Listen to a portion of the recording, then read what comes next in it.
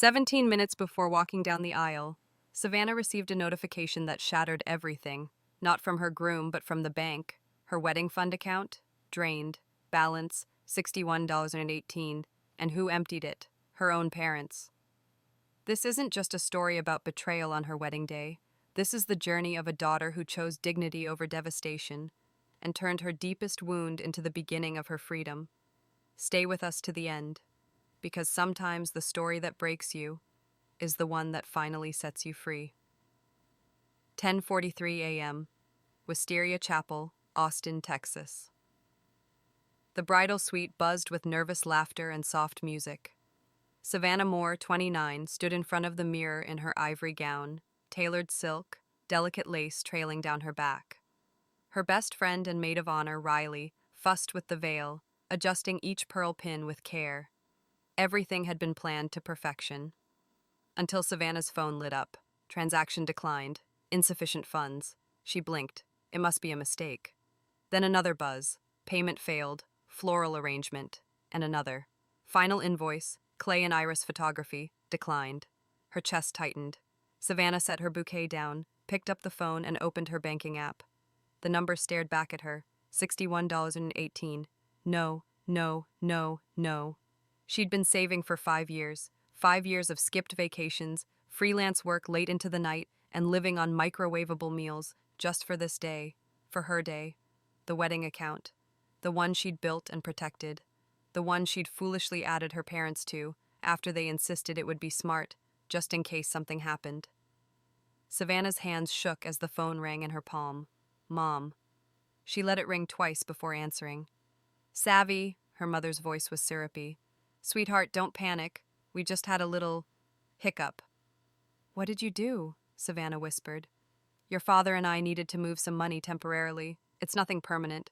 We had an opportunity, and, well, we had to act fast. Opportunity? Savannah repeated, barely holding back the quiver in her voice. For the Naples condo. Remember that waterfront property we told you about? It opened up suddenly. We had to make the deposit before someone else took it. Savannah felt the air leave her lungs. Naples? As in Florida? Don't be dramatic, honey. It's an investment, something for the family, and the cruise was a once-in-a-lifetime deal for our anniversary. The silence that followed was deafening. Even Riley stopped adjusting the veil. Savannah stared at her reflection. Her wedding dress, the one she'd dreamed of since watching Father of the Bride as a teen, felt suddenly heavy, like armor she hadn't asked to wear. Her voice came out flat. How much? Her mom hesitated. Just enough to cover the down payment and a few expenses. Around $128,000. Savannah dropped onto the nearby chair as if her knees had given way. $128,000. The blood, the sweat, the years. Savannah? Her mother's voice softened. Marcus will understand. True love isn't about flowers and caterers. You're young. You have time to rebuild. But it wasn't just about the money. It was about the betrayal. It was about working 3 jobs while finishing her design degree. It was about saying no to everything else in life, just to build something beautiful. And the people who were supposed to stand beside her, cheering her on, had torn it down. Savannah stood up slowly. I have to go, she said, voice icy. Don't be emotional, Savvy. We're still your parents. She hung up. Her phone buzzed again. A message from Marcus, her soon-to-be husband. Everything okay? They're asking about the first look photos. Love you. Savannah stared at the screen, her pulse still pounding. In that moment, everything changed. This wasn't just about a ruined wedding. This was war, and Savannah Moore was done being their silent little soldier. 10:48 a.m. Savannah's phone slipped from her fingers and clattered against the marble countertop. Riley caught it before it hit the floor, her eyes scanning Savannah's face. What's going on? Savannah didn't answer. Instead, she walked to the vanity and sat down heavily. Her dress rustled beneath her like a curtain falling after the final act. Her breathing was shallow, but her thoughts were racing. The photographer, the florist, the string quartet, the caterers, all of them unpaid. Her phone buzzed again, this time with a notification from the Magnolia table. Final payment of $17,400 declined. Services on hold until resolved. She felt bile rise in her throat. Savannah fumbled to dial the next number. Clay and Iris Photography. A cheerful voice answered. Hi, Savannah. Just checking in about the balance. We won't be able to start coverage without full payment today. Another call. Florista Floral Design. Savannah, I'm so sorry to bother you on your big day, but we're missing a transfer for the peonies and archway installation. One after another, every vendor she had trusted, every detail she had obsessed over, they all needed immediate payment. She scribbled numbers on the back of her wedding program. $17,400 plus $3,750 plus $4,980 plus $1,300. Total, $31,430. Riley rubbed Savannah's back gently, whispering, We'll figure it out. But how? Her checking account had less than $2,000. Marcus had been handling the honeymoon and had no idea this was happening. The door creaked open. Marcus's sister Haley poked her head in. Hey, the coordinator's asking if you're ready for the first look. Marcus looks nervous. Tell him 5 more minutes, Riley said, ushering her out. Savannah's hands trembled as she dialed Marcus. He answered on the first ring. Hey, babe, everyone's waiting. Is everything okay? She swallowed hard. Marcus, the money's gone. My parents took everything from the wedding account. Silence. Then finally, Wait, what do you mean everything? I mean the entire account. $128,000. Gone. Jesus, he whispered. Sav, why? They said it was a family emergency, a condo and a cruise. Okay, Marcus said after a long breath. We'll figure it out. I've got around $7,000 in the honeymoon account. Maybe we can pay enough to at least get through the ceremony. Savannah closed her eyes. That won't even cover the food. Marcus was silent again. And that was when it hit her. Her parents hadn't just stolen her money. They had stolen his wedding too. They had humiliated both of them. Savannah stood up, fire slowly replacing the ice in her chest. This wasn't going to end with tears. It was going to end with power. And she was done playing the helpless bride. 10:58 a.m. For 7 minutes, Savannah didn't move. She just stared at the wall in front of her, where a watercolor painting of wisteria blossoms hung in a gold frame. She'd always loved that painting. But now all she could think was how fragile everything felt, paper thin. She grabbed her phone with shaky fingers and opened her banking app again, not the wedding account. She couldn't bear to look at it. Instead, she tapped through to another account, one she hadn't thought about in months, her parents' retirement account. 3 years ago, when her father's business collapsed and her mother insisted they'd lose everything, Savannah had been the one who stepped in, helped them open the account, became co-manager, even started contributing from her own bonus checks and tax refunds. The screen loaded, $974,200.47. Savannah blinked. They weren't struggling. They were stockpiling. And they'd taken from her because they didn't need the money. They just wanted to keep theirs intact.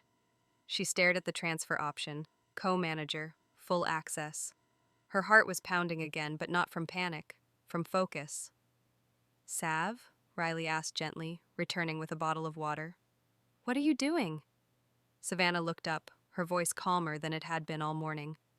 I'm taking back what's mine. She initiated the transfer, $128,000 from her parents' retirement fund to her personal checking. Same-day processing, co-managed accounts, not theft, reimbursement. Riley's eyes widened. Can you really do that? Savannah showed her the screen, her name right there under authorized user and co-manager. They set it up themselves, Savannah said. They gave me access, just like they had to mine. She picked up the wedding program again, flipped it over to the back where the vendor totals were written, and started dialing. Hi, this is Savannah Moore. Yes, the balance will be paid in the next hour. Please proceed with setup. Vendor after vendor, she made the calls, and with each confirmation, a little piece of the power returned to her hands. She wasn't just going to walk down that aisle. She was going to march down it. As a woman who knew her worth, as a woman who wasn't going to let betrayal define her day, or her life. 11:42 a.m. Savannah stood in the bridal suite alone for a moment. The bustle of voices and clinking of glasses filtered in from the hallway. The sounds of a wedding preparing to begin. Her wedding, or at least what was left of it. Her dress still hugged her waist like it was made for her and her alone, And it was. She had paid for every bead, every stitch. The veil had been restored from her grandmother's vintage lace collection, 2 months of delicate preservation by a specialist in Dallas. The scent of peonies drifted in faintly, her favorite flower, shipped from Oregon just for this day. And yet, all of it had nearly been lost. Riley peeked back in, breathless. "They're ready. Everyone's in position. You good?" Savannah gave a small nod. "Better than I've ever been." She picked up her bouquet, roses, peonies, and Dusty Miller, and walked to the mirror. The woman staring back was not the same girl who had panicked at 10:43 this morning. That girl had vanished. What stood now was calm, clear, resolved. She stepped out into the hallway. As she approached the chapel doors, the music began. A string quartet, paid in full, played the first notes of Pachelbel's canon in D. Guests turned, heads craned, phones lifted, discreetly. And there he was, Marcus. At the altar, in his charcoal gray tux, hands clasped in front of him, eyes scanning for her. When he saw her, something in his expression broke. Relief, gratitude, love, and disbelief that this day had somehow been salvaged. Savannah walked slowly, every step a declaration. "I am not your ATM. I am not your insurance policy. I am not your doormat." She reached Marcus. He took her hand. His palm was warm and firm. "You okay?" he whispered. She nodded. "We're doing this." The officiant began to speak, and the crowd quieted. The ceremony moved like clockwork. Vows were exchanged. Rings slid on fingers. Laughter. A few tears. When it came time for her vows, Savannah took a long breath. "I promise to love you, honor you, and protect this life we're building together. To stand beside you, not behind you, not in the shadows, but beside you, always." They were pronounced husband and wife. The room erupted in applause. And as Savannah kissed Marcus, she realized something else. Her parents might have tried to destroy this day, but she had rebuilt it herself, stronger, sharper, on her own terms. 1:03 p.m. The reception hall glowed under strings of soft lights and floating candles and glass cylinders. The DJ had just announced the newlyweds, and Savannah and Marcus had danced their way into the ballroom to the sound of John Legend's Conversations in the Dark. Cheers, laughter, applause. But Savannah's eyes kept drifting to one place, table 4. It was supposed to seat her parents, her uncle, and her godmother. All 3 chairs stood empty. No call, no message, just absence. She had half expected them to show up at the last minute, playing innocent, pretending like nothing happened. But the truth was starker. They weren't coming. Not to celebrate, not to apologize, not even to witness the day they tried to sabotage. Riley leaned in as the toasts began. "You okay?" Savannah sipped her sparkling cider. She'd skipped champagne. "Yeah, it just feels weird, like I'm missing a limb I didn't even know I still cared about." Marcus gave his speech, simple and from the heart.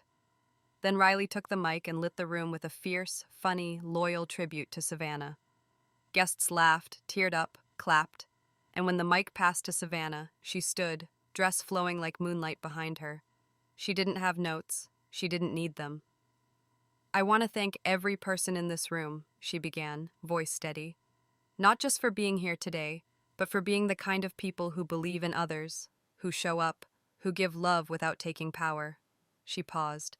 "There are some people missing today, people who should have been here, who had front row seats to my life, but chose silence over support, absence over accountability." Murmurs rippled across the room. She saw Riley's eyes glisten. "But I'm not going to let their choices define this day," Savannah smiled. "Because this isn't a story about betrayal. It's a story about reclamation, about standing up even when the ground's been pulled out from under you." Applause, genuine, full, standing. Marcus took her hand and kissed her knuckles. As the music resumed and guests returned to their meals, Savannah wandered over to table 4.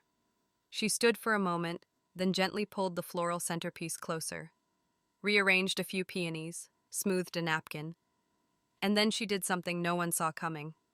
She left 3 handwritten envelopes, one for each chair: Mom, Dad, Aunt Jen.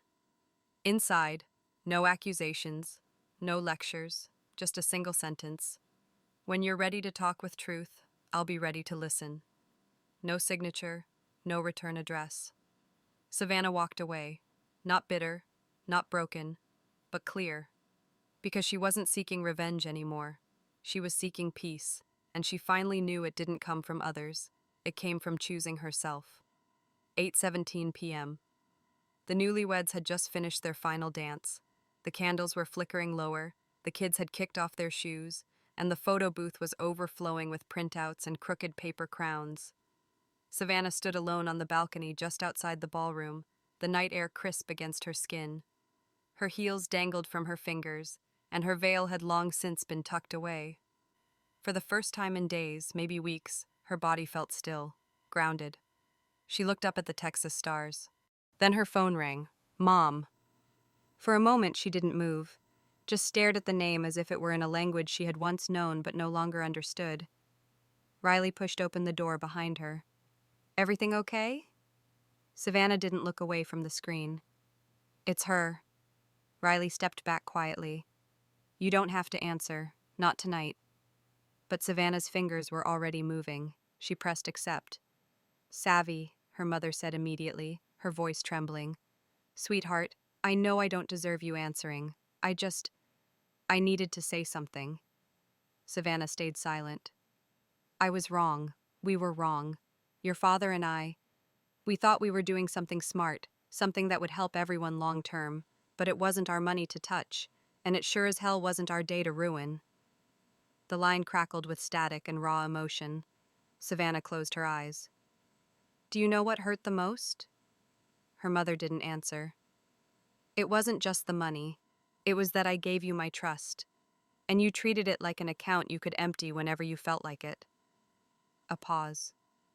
I know, her mother whispered, and I don't expect you to forgive us. I couldn't let the day end without telling you that I see it now, all of it, the work you did, the woman you've become. You didn't need us to make this wedding happen. You made it happen in spite of us. That sentence hung in the air. Savannah bit her lip. She wanted to scream, she wanted to cry, but mostly she just wanted honesty, and maybe a little bit of peace. I left you a letter, she said finally. It's on table 4. I know, her mother said quietly. Your aunt sent me a photo. I cried when I saw it. I'm crying now. Another pause. Then, do you think one day, when the hurt isn't so sharp, we could sit down? Maybe not as mother and daughter right away, just two people who once meant everything to each other? Savannah leaned against the railing. The breeze caught the edge of her dress. Maybe, she said, but only if it starts with truth, all of it. I can do that, her mother replied. I'll wait for your timing. They sat in silence for a moment, not uncomfortable, not angry, just quiet. I love you, Savvy, her mother said at last. Savannah's voice was soft. I know. Then she hung up. She didn't cry. She walked back into the ballroom. Her husband spotted her across the room and smiled. Savannah smiled back. Because tonight wasn't about what was taken. It was about what she had reclaimed, and the story wasn't over yet.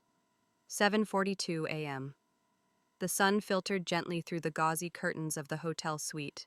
Savannah lay awake, already dressed in a soft robe, her bare feet curled beneath her on the couch. Beside her, a steaming cup of coffee and the wedding bouquet, now slightly wilted but still beautiful, rested on the table. Marcus stirred behind the bedroom door. She could hear him humming, a soft morning tune he always sang when he felt happy. The hum wrapped around her like a hug. Savannah reached for her journal. Not the wedding planner, the one she'd filled with color swatches, vendor lists, and sticky notes for years. This was the other one, the one that held dreams after the wedding. She flipped open to a blank page. At the top she wrote, Who I am after the storm. And then she began to write. I am the woman who rebuilt her own wedding. I am the woman who chose integrity over fury. I am the woman who no longer begs for approval, even from blood. I am the woman who walks away when trust is broken. I am the woman who doesn't shrink in silence. I am the woman who wears both softness and strength like a second skin. She paused, took a breath, and added one more. I am the daughter who is willing to forgive, but no longer willing to forget herself. There was a knock on the door. Room service.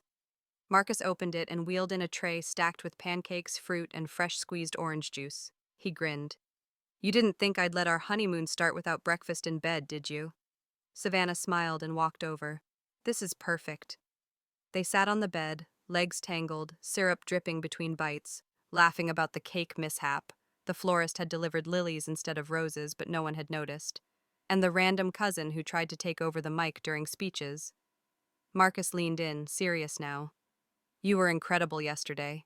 Savannah tilted her head. You mean mildly unhinged but resourceful? No, I mean fierce, unapologetic. Watching you stand up like that, handle everything, made me realize I didn't just marry someone I love, I married someone I admire. She looked down, cheeks flushed, then back up. I admire you too, she whispered. Not just for sticking with me yesterday, but for trusting me when I said I could fix it, for not trying to fix me. He kissed her forehead. That's what partners do. Later that morning, as they packed their bags to head out on a mini honeymoon road trip across the Texas hill country, Savannah folded her journal and tucked it into her carry-on. This wasn't the honeymoon she'd envisioned, but maybe that was the point. Real life rarely looked like the mood board.